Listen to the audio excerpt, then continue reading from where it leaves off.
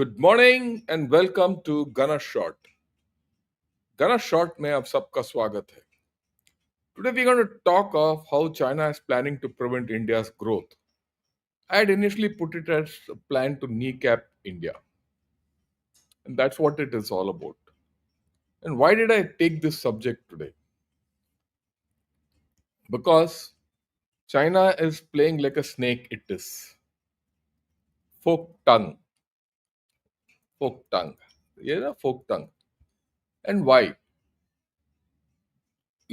Today our external affairs minister is in China, right? And he's speaking Angi. Now they say China and India should cooperate and this and that, trade. I believe flights are going to resume and all that. And they're talking of something, where India and China should be together and all that. On the other hand, they're putting out tweets as to how to ensure India doesn't grow. And if you see their articles inside, they're quite vicious about it. Vicious. So I'm putting it out as so that we understand whatever comes out officially, they're lying. Okay. And we should also do the same thing. I mean, I have no doubt about it. So we should play them along, and I'm very sure they know. But if you look at the kind of propaganda which comes out of China, is horrific. So what I'm going to do today is take 2, 3 articles as um, the base on which to discuss. And these are pretty articles by their opinion makers, professors, and things like that. And we'll discuss it. Right. The first things first. This tweet came out by someone called, right, Zhao Du Shai. Zhao Du Shuai. Okay. Now this tweet, I mean, if you go into that, it's not available in India. If you go into this handle and go, you'll see there's quite a person. I mean, I don't know who she is or who he is. But it's a communist handle. Now and it's pretty anti-India. All what you want to know about anti-India, go here. I'd request those of you who are in USA to follow this because I can't get hold of it.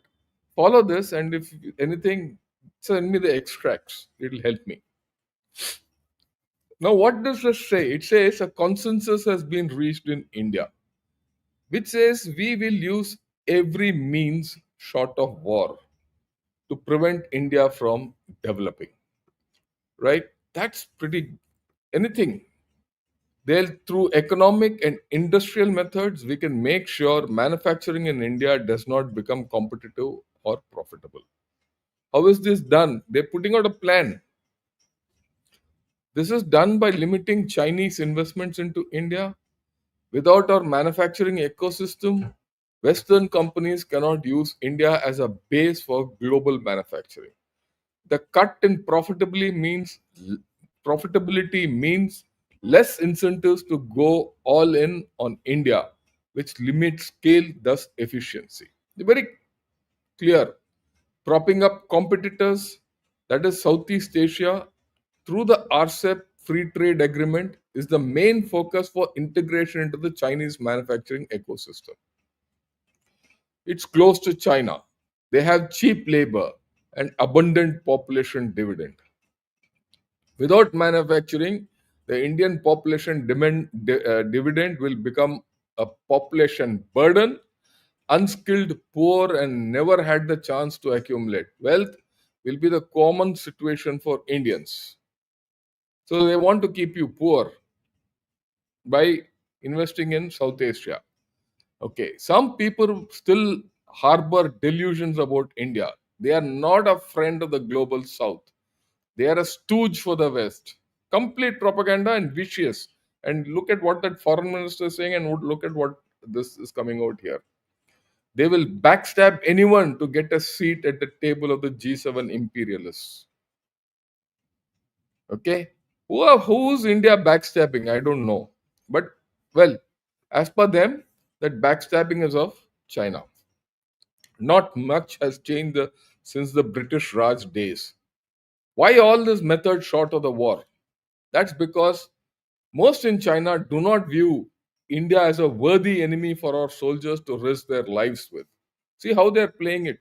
Oh, we don't want to fight a war, they're useless. Would you bite a dog if it keeps barking at you? No, you get a stick and shoo it away. So they still have to get a stick to shoo this Indian dog away. That's the thing. That's the admission. This article is actually doesn't it's not new ideas. Let me put it this way. Not something new. It's something which we knew beforehand only, right? And when did I come to know about it? This whole story, this plan. There's one blog post. If you go, this is the blog post which I've shown you. It's called Noah Opinion. Okay, it's written by a chap called Noah Smith, in which he says China is trying to kneecap Indian manufacturing. What is kneecapping? It is breaking your knee.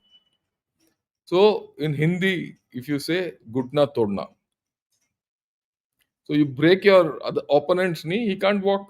That's it.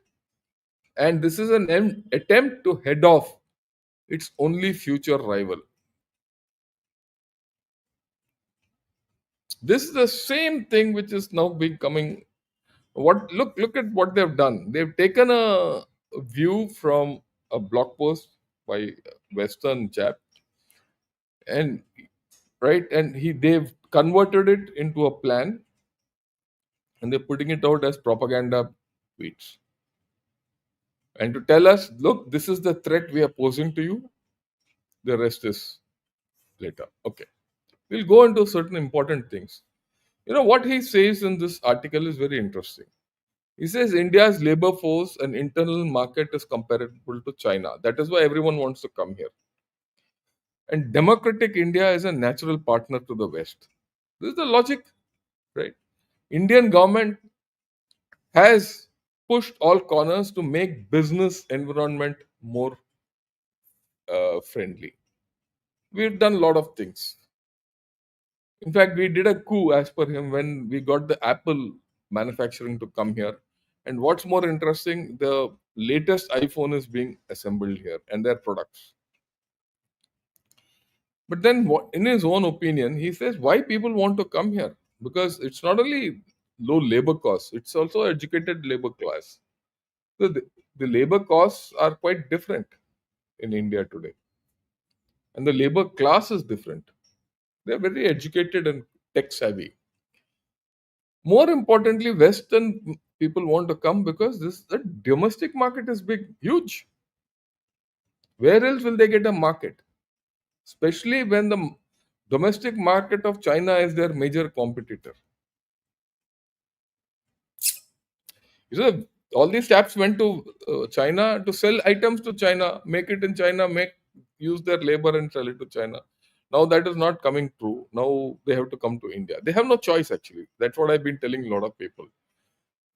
These fellows, Westerners, can't keep making things in Indonesia and Vietnam and all and hope to sell it in India. There's a limit to the capacities. If they can't do in China, they have to come to India. If not today, tomorrow they have to come. That's what the thing is. But what is China doing? It is limiting Apple to set up its factory here. How? It's not allowing Chinese equipment to come here or Chinese workers to come here. In fact, 2 days back, it was in the news. All Chinese people in Foxconn factories here or the Apple factories here have been told to go back. They think they're going to prevent, but what people don't understand is Foxconn is very smart. The Apple people are very smart. They had foreseen this. They are picking guys up from Vietnam and other places. Some and smart people here. They made them into trainers, so it will be train the trainers. And Apple is not non-plus about it. Either you get out. That's very good. They'll get out, and we'll start local sourcing. If they don't give parts from China, local sourcing will start. And I think it's the challenge which will make people rise up to the occasion. Apple has a stake in it. Apple has taken a strategic call on it. They're not going back.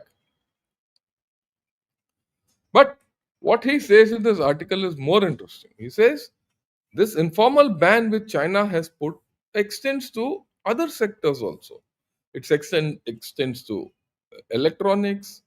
Extends to tunnel boring machines. It extends to solar panels and everything. And Chinese firms have been told not to invest in India. This I've said long back also. So China has to be denied any form of technology. Or rather, sorry, India has to be denied every form of technology. It's only finished products which can come from China, and that we are not allowing.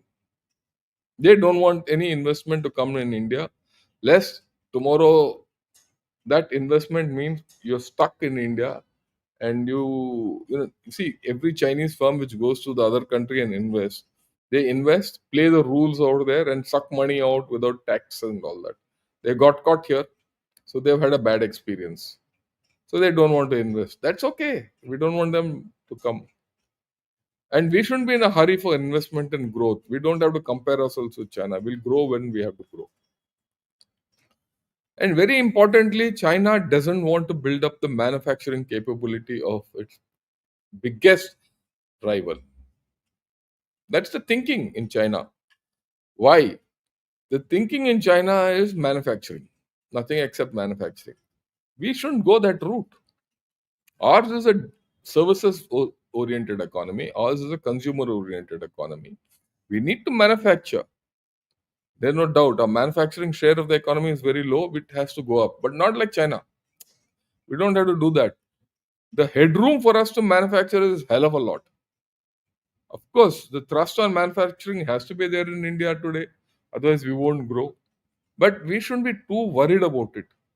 Let it grow organically. Things are happening. Okay. I mean, he also says, look, if this Chinese EVs and all come set up factories here and sell, directly, it'll be a lot cheaper for them and better. But their worry is that if they do that, then India will force all these chaps out one fine day and become rich on its own. Because that's what they have done to others. So they expect India to do the same thing. So, as per Noah, if China wants to stay more powerful than India, it will ensure that manufacturing doesn't shift here, economic development is impeded, and globalization skips India entirely. Globalization has to start and finish in China. So all this, what Noah has opinioned through a research, they have picked up from here and put it out as a tweet, twisted it, made it vicious. That's the Chinese mind, repackaging, copy and repackage. Right. Now, a very important thing. He says, look, Chinese leaders, they envision a global economy where high value marketing is in China only. And low value thing can go to India. And India should remain a backwater. This is the thinking. How can you stop it? India doesn't want this. India has friends. India has Japan, Germany, Korea, France, and all that. India will get ahead. India will get ahead. There's no doubt. I have no doubt in my mind. I've been telling everyone. The Chinese GDP is going to come out for this quarter any day now. Right? I believe it's going to come out today. I'll bet my last dollar that the GDP will go high. Higher than what they have stated. Because they are GDP driven. Whether the GDP they're sinking, they're contracting or not, but their GDP will go up. That is part of their propaganda. That look, I'm great, I have muscle. Okay, that's a different story. We'll talk of it later. Now, apart from this, I came across two very interesting uh, articles in Guancha, and I must talk of it and explain to you. Okay, what is this first article? In the first article, it's about a chap called Z Chow. He says India's era of left and right is coming to an end. What is this left and right? That is it playing both the left and the right. That is, our strategic autonomy which we seek. He says this era is going to come to an end. India has to take a choice between this and that. Mostly, he's talking in terms of USA. Who's this Z Chow? He's a South Asia Research Center which is there in Fudan University. He's part of that. Then what he says, and he in this he says, what are the characteristics and challenges of US-India relations at this point of time in Trump 2 era? Then he goes on to make the point that look, the Russia-Ukraine conflict, you know, that has had a bearing on India-US relations. Naturally, okay, it has. We know that. Then he quotes Ashley Tellis. Now, Ashley Tellis, those of you who don't know, is actually a Indian origin guy who's gone to America, who's become more loyal than the king, and he wants India to be more loyal to USA than USA itself is. And he's like good, like typical. वो क्या है वो Jaychand. Yeah, Jaychand. No, Jaychand was the guy who really sold India long back. Prithviraj Chauhan, Jaychand, all that. So like a good Jaychand, he has his articles in foreign affairs and many Western thing are largely critical of India. Now, in 2023, he published an article which said India's US bet on India is wrong. Okay. And then recently, he said India's dream of being a great power is delusional. That India can never be a great power. This is what he has said, right? Uh, then he's put out two, three reasons why there are going to be problems between India and USA. He says, look, there's economic and trade friction. Trump has repeatedly called India the king of tariffs. And he said this even during Mr. Modi's visit. Okay. And all that. And after Modi's visit, also he said all that. We know that. It's nothing new, but he's analyzing it. Okay. And he says India has very little room for concessions to be given to USA, especially in agriculture. To that extent, he is right. Nothing very great. Now he gets us new thing. This is the Chinese thinking. They feel that after Op Sindoor, India Pak hyphenation is back and re emerged. Okay. Now he says, as per USA and now the rest of the world, India Pakistan have equal importance. Now, then he says the US policy towards Pakistan is to ensure that India behaves. Now, the points which he has given, I've given. For those of you who need it, there's reference. Like I always say, my talks are all referenced. So you can use it for your knowledge and writing your thing and all, and use it as a reference. Some of my own videos I've used for my own reference when I write for journals. Then he says USA is trying to forcibly promote reconciliation between India and Pakistan. And the reason is, as per them, and they're worried about it. Please, this is the thing which we have to understand.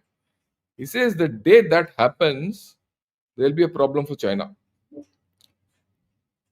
And that is what USA is trying to achieve. USA is trying to achieve reconciliation between India and Pakistan with USA, a triangle in which China is out. Look, to a large extent, there's merit in what he says. They are worried. There is merit. Can we do something about it?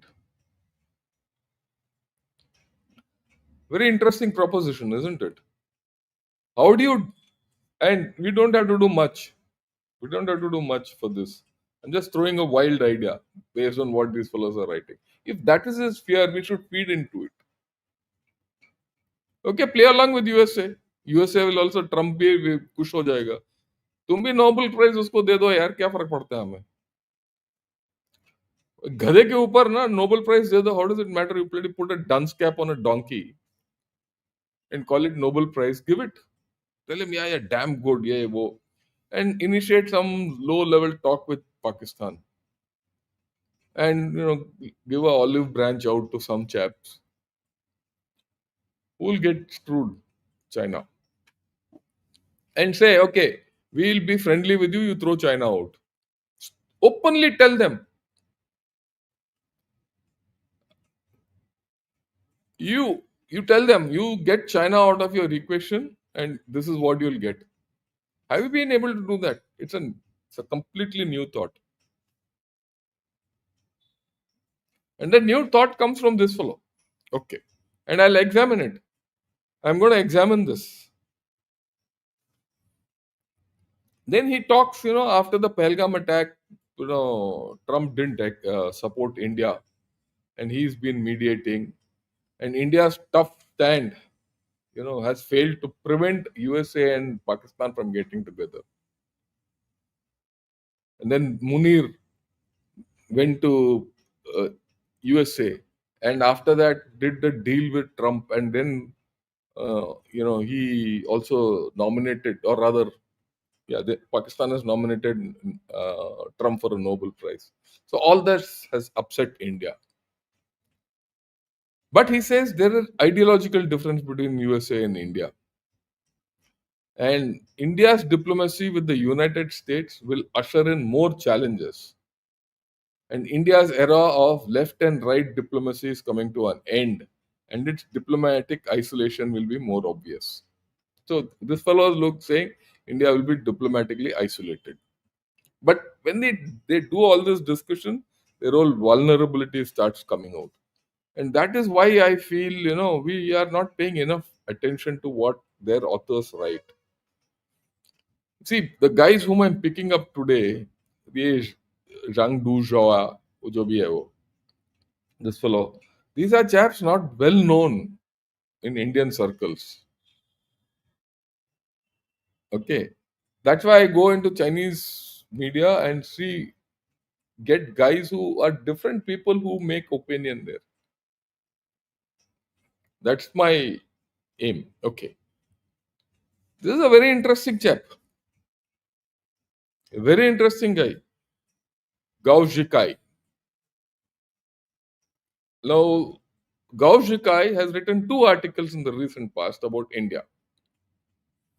And this chap is a professor of Suzhou University and the director of a globalization think tank. See the heading. We should take the initiative to give India a multiple choice question. Keep the McMahon line or the Gao Zhikai line. So he's defining a new line. I'll come to it. And then he says, I mean, another article which I read, but I kept it filed. I didn't touch it till this other article came. Then I clubbed both together, and that's what I'm going to talk to you. It is time to make clear to the Indians about the Sino-Indian border. So both these articles at some point converge into the fact about Sino-Indian border. See, the bulk of this article is about. I mean, both these articles are 5-6 pages. Now, bulk of the article is about globalization in China, US, West, yeah, all that. But a major part of it is India. What does it tell me? And he comes out with some wacky ideas. I'm going to discuss all those wacky ideas with you. Tells me that the amount of importance they give to India. See, I gave you the tweet to start with. Let me go to the tweet. Yeah, this is Zhao Da Zhuai. She is given a vicious thing to the whole story. But when you come to their academics and the way they are talking, they are vicious, all right. They're disparaging, all right. They feel India is useless, all that. but their fears about India also come out. And this is where I feel that we should do more, because unless we know our strengths and their fears, we cannot apply them. Okay, this is it. This is the headline, and just let me make it bigger so that you people see the whole thing. He says we should take an initiative to give India a multiple choice question. Keep the McMahon line or the Gao Zhikai line. So he's defined a Gao Zhikai line. What is this Gao Zhikai line? It is along the Ganges and the Brahmaputra. Because Brahmaputra, Ganges. He says land up to Brahmaputra and Ganges are Chinese. Claim that. That is, he is giving us an option. कि भाई देखो, settle the McMahon line or whatever, or I'll give me land up to this thing. So the thing is, we might next get three. Very important to understand this concept. Till 2003, till 2003, there was no South Tibet. All China was doing was get India to recognize Tibet as part of China. This is where we are foolish. India is foolish. Okay, India recognized, uh, you know, Tibet as part of China in 2003 through that MOU. They recognized only Sikkim as part of India. इतना सिक्किम उतना बड़ा तिब्बत दे दिया हमने उसको. Then around 2005, 6, 7, 2003, 5, 6, 7, they started somewhere article about in some article this word South Tibet started appearing. No claim till then. Okay, around 2010, 10, they started claiming South Tibet. He says this is also Tibet. People here are more akin to Tibetans. They're not with others. So now they're talking of this line up to Brahmaputra and Ganges. This is the first time I've heard of this. Okay. Then they'll bloody say Chennai is also part of, China. Some idiot in the government of India said, no, they'll have twin cities, China and Chengdu or some shit like that. Okay. Now, what is this? I mean, again, by doing all this, if you read, you come to know your own way of doing things. And that's what I'm going to highlight here in this. It's a long article. I'm going to take some time, but I'll highlight. He says India says that the border between India, and China is the McMahon line. And our logic is that look, and this is what he says. He says because China retreated 20 kilometers north of the McMahon line in 1962, Indians said, look, if this was their area, I should have been there. You were never there. They went back. I agree with him. Now he says, look, India now claims the actual India-China border is 20 kilometers north of the crest line. That is the McMahon line. I completely agree with him. Here is a Chinese who says the border between China and India must be McMahon line plus 20 kilometers that side to the north. Let me reiterate.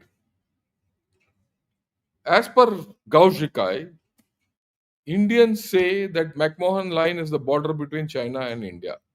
That's what we say. Agreed. But he says India argues China retreated 20 kilometers to the north of the McMahon line. And hence the McMahon line is India. That's what our understanding is. And Indians have used this as the basis to claim what China recognized as the McMahon line. And he says this is the reason why, even China has actually de facto recognized the McMahon line. There's logic. They've gone back. They've respected the McMahon line, but now they've gone back 20 kilometers behind. Why did they go 20 kilometers behind? Because that's not till 20 kilometers north of the McMahon line is India. Why shouldn't we start talking of this when they are writing about it? Interesting, right? Then he says somewhere, and he goes around, he says, I want to draw a line up to Ganges and claim.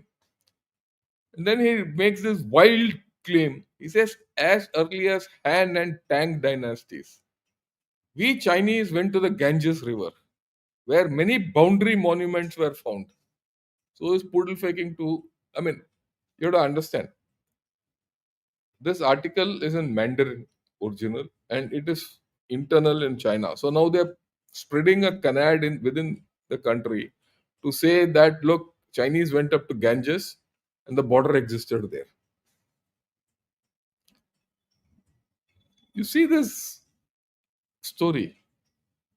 Okay. So when you start claiming that, now China, India has to start, you know,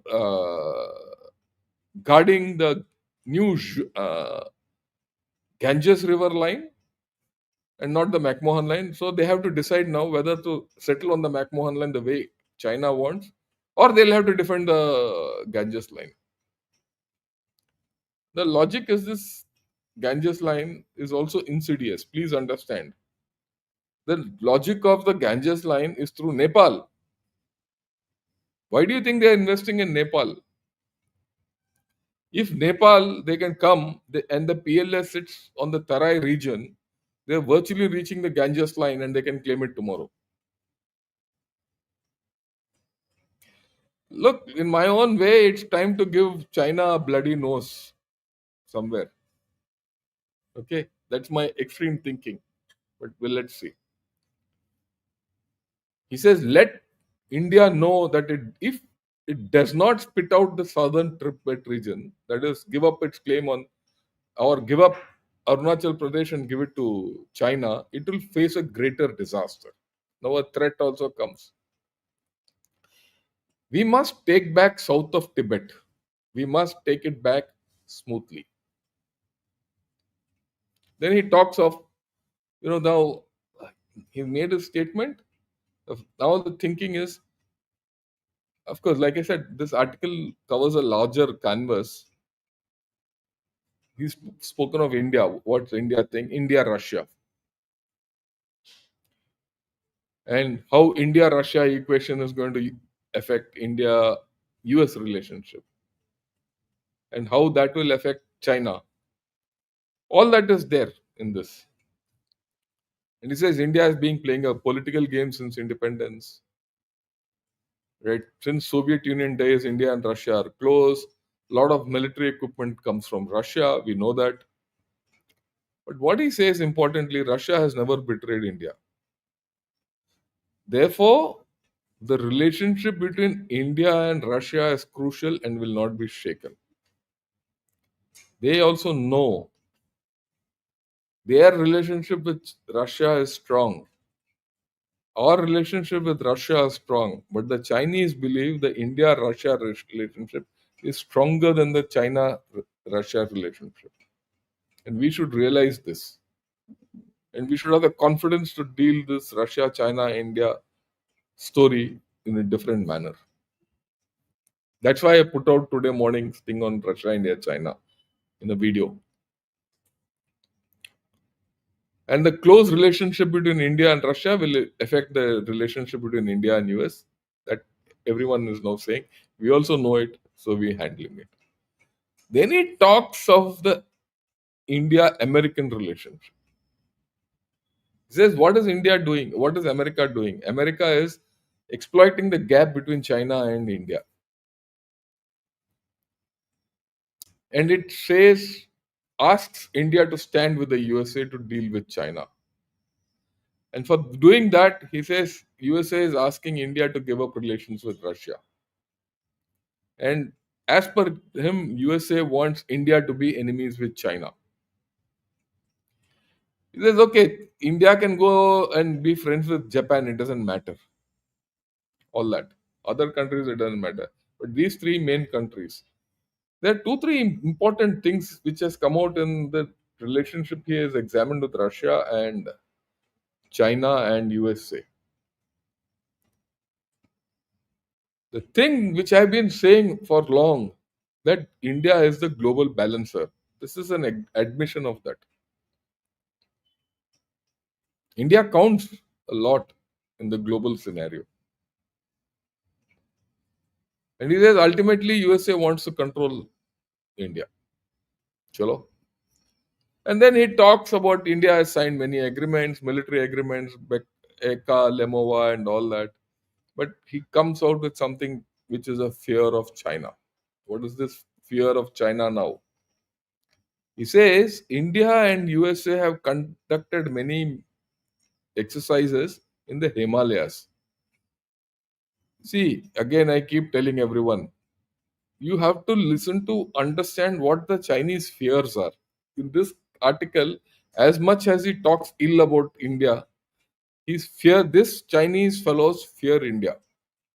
They fear India. I'm not joking. I'm using this word fear. Why? He says their relationship with Russia is strong, their relationship with USA is strong. USA and India have done a lot of military exercises. They've done in the Himalayas, they've done in the oceans. And tomorrow, the USA can put pressure on China through the Himalayas and through Taiwan. Right? And he says India will be used by USA as a chip and a block to surpass China or the suppress China. It is for that India is being promoted, propagated by the US to be part of UN. They are worried. See, today in India, we are worried of our relationship with the USA, isn't it? Just think of it. Just think for a minute. Yesterday, I had a discussion with Brigadier Arun Sehgal of our problems with the US India relationship. 2 days back, I spoke of India US relationship and the troubled waters. This fellow is worried about India USA relationship, whichever way it is. Look, he says this relationship at this point of time, is in such a manner that they have military friendship. They're doing exercises in Himalayas. They're doing exercises in the seas. And US is present there, so China can be attacked from two sides. See the Chinese mentality. You think the Chinese will attack us, or they are worried about attack from two sides or more? They're worried. India gives USA this opportunity. Alternately, India can use USA to leverage its way through. And they're terribly worried about it. So, as much as they write what they want, when they write what they want and you read it well, you come to know their problems. Okay? And he says US and Chinese Indian relationship is going well as per them, because US wants India to be part of UN. Then the real worry comes out. Is now India has got atomic bombs. If war breaks out between China and India, there'll be uncertainties. We in India say, oh, he'll put missile, he'll put this, he's got nuclear weapons, yeah, oh. How does it matter? They're worried. There are uncertainties. He's talking of uncertainties. Can they control escalation between India and China if it happens?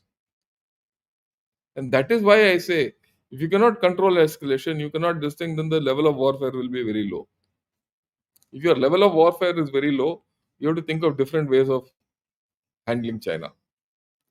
Which is that thing? Hybrid, asymmetric. Then there's another worry, which I keep talking. None of you believe it. I'm going to read it out. He says the population of India is growing rapidly. Some people predict that by 2100, the population of India will exceed 2 billion. This is their calculation. And the population of China will drop to 700 million. If we wait till then to solve the problem of southern Tibet, it will be too late. So I think the recovery of southern Tibet should be accelerated, otherwise it will be too late. What is he saying? Which I say population is the fundamental of all power, not robots, not manufacturing, which we think about China, not their bloody GDP. People matter. He is expressing it. Please understand what he is expressing, what the Chinese are thinking. And this comes out in a major magazine, yeah, which is supposed to be absolutely tabloid pro China. He says that India is growing, whether we like it or not. India is growing. India is an atomic power, and the fact he's saying that their population is going to decline and our population is going to increase, yeah, whoa, all that. They are worried about their decline. They are admitting their decline actually by such articles. Then he says India are smart and complex. ये भी worry है. That is why you see all this. They are doing their analysis and they're doing their best to kneecap you. He says Indians also know that US has ulterior motives. Okay, and they want to take off India's population base and its geopolitical position vis-a-vis China. Right? It says because of China's increasing strength, India is also uneasy. Now he's talking of India, China, USA, and that triangle. I mean, see the things he's tackled. That's why I thought I'll put it. There's a complex paper. It took me 3 days to read it fully and understand what this fellow was saying. And I put excerpts. He's he's examined a lot of triangles: Russia, India, China, India, Russia, USA, India, China, USA. The only thing which is not examined fully is China, USA, and Russia in this. Otherwise, everything is there. And he says India has been promised that US enterprises will come to India. And all the Chinese enterprises which they have invested in will uproot and come to India. And that is happening through Apple already. And Apple comes, others will follow. Microsoft has already come. Microsoft has closed shop in Pakistan and investing more money here. So whether you like it or not, the US companies are investing in India. So isn't there a good reason for us to understand how to take our relationship with USA forward? But he says, there's a lot of shortcomings in India. Work attitude is good. We have a lot of bureaucracy, and the business environment is bad. Yeah, all that he talks. All these points are there. Those of you who want to note it, note it. But then he comes with something very interesting. He says, look, between India and China, what is the problem? We don't have a problem. From, historically, India and China have never had a problem with each other. It is only during the British colonial period this problem came. Tibet was a buffer. So why should India and China not get together? See this. What did this is their thinking. Whether we accept it or not is a different story. Because India and China should have become friends. And that is what Mr. Wang Yi is telling us today. He's telling our external affairs minister today. And tomorrow it will be in headlines. And all of us will discuss that. I'm discussing it beforehand.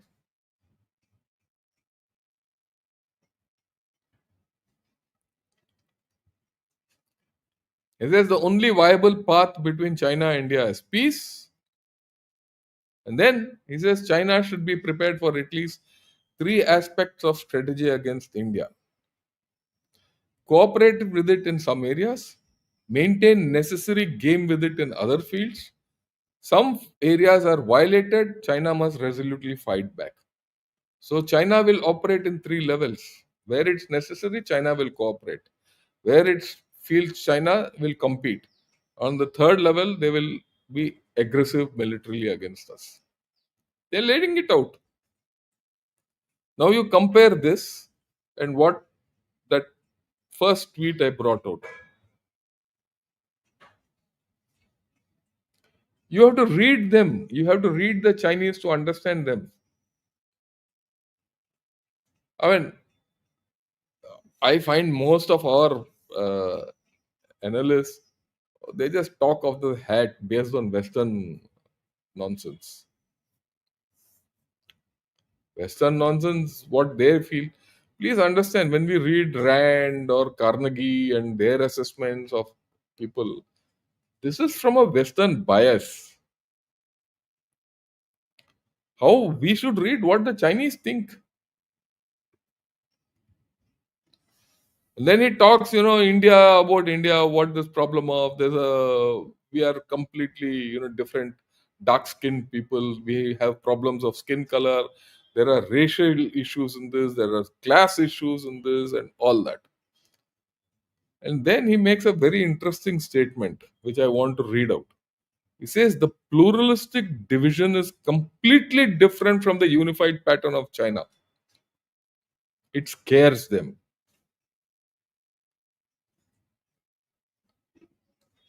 They don't understand us. We feel we don't understand Chinese. Chinese don't understand us. They don't understand how we are this diverse set of people with different colors, different languages, different everything can handle these fools. And there's a lack of consensus because of caste and multiculturalism and all that. Okay.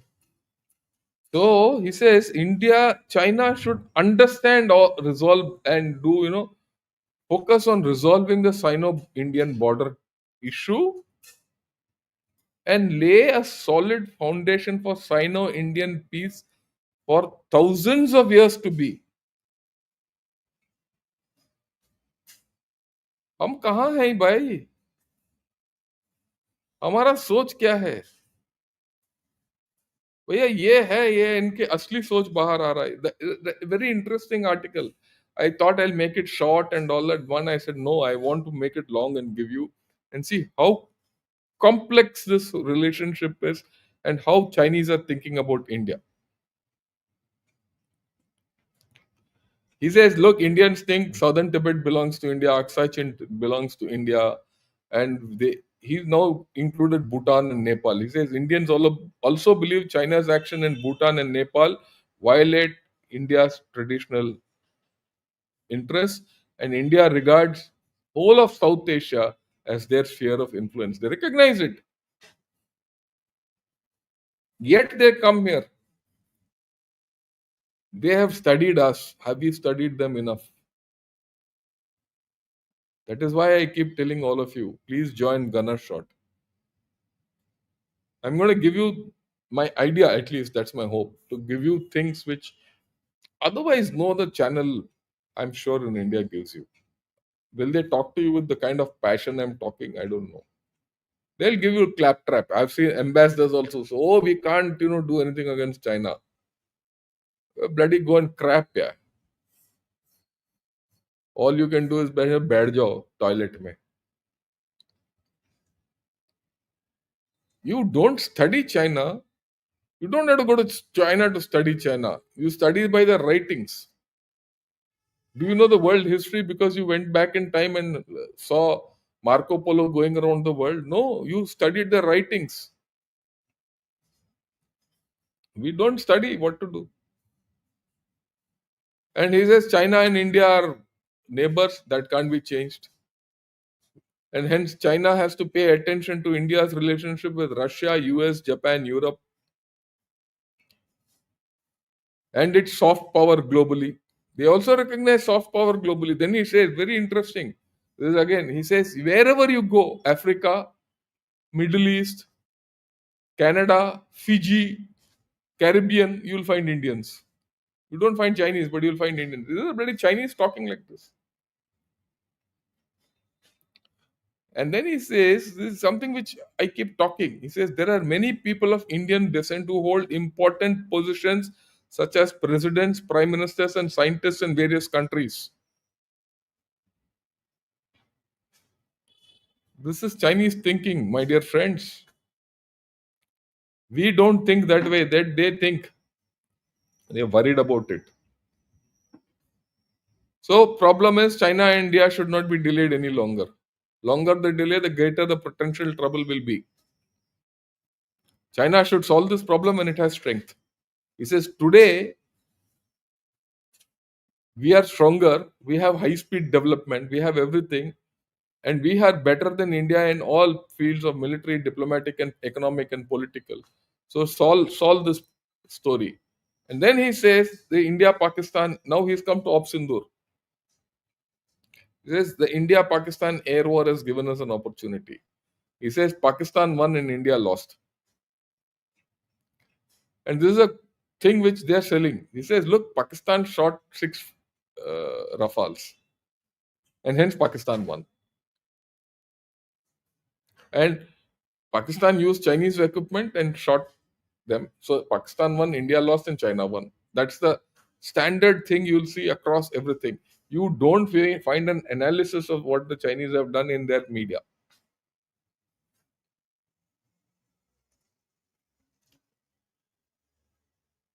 They are fooling themselves, they know it, but they are projecting something else internally, they're projecting something else externally, they are conveying something else to you, and they're worried about something else. Please understand the Chinese mind. Then he says the victory reflects the friendship with China and Pakistan, so Pakistan is going to be. He says this air battle will change India's strategic position in South Asia. If that happens, the China India thing also will change, and hence China will get advantage. And that is something they must use. And they must use now when India is still not strong, when India is weakened after Op Sindur. And they feel that China has won Op Sindur. So this is when China should become aggressive against India and suppress India. So it's a complex paper. In one way, he's expressing fears about India. On the other way, he's saying be aggressive, use Pakistan, put spokes between India, Russia, put spokes between India, China. And you see the first one. Then the first tweet I brought out about how they're going to ensure that India doesn't grow. And then the next guy says how India-US relationship, is not growing. So if you see the whole thing, I think there is a reason to understand what we should be clear what we want. You want to be friends with China? You can. There's no harm. Be clear what you'll get out of it. You want to be friends with Russia? Be clear what you want to get out of it. You want to be friends with USA? Be clear what you want to do. What's your national policy? You want to be friends with Pakistan? Also be clear what you'll get out of it. When I say what you get out of it, there's an equal amount of loss also. So I think, these articles, such articles, make you think, okay, right. I'll leave it at that because this debate will continue and we'll keep talking of it. I just thought I'll expose you to different thinking processes today.